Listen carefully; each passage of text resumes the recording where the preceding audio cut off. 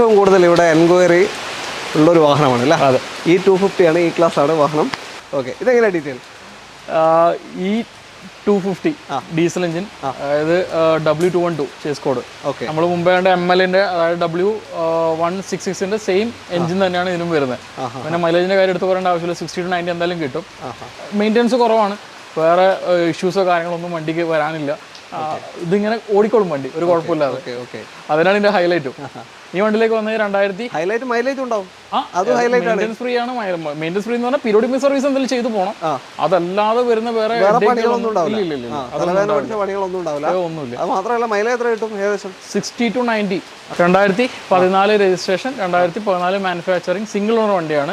36,000 kilometre മാത്രമേ വണ്ടി ഓടിയിട്ടുള്ളൂ ഇതുവരെ. 36,000 കിലോമീറ്റർ മാത്രം ഓടിയ ലോ കിലോമീറ്റർ വാഹനമാണ്. വേറൊന്നും പറയാനുള്ള, സിംഗിൾ സൺറൂഫ് ആണ്, ഡബിൾ സൺറൂഫ് അല്ല.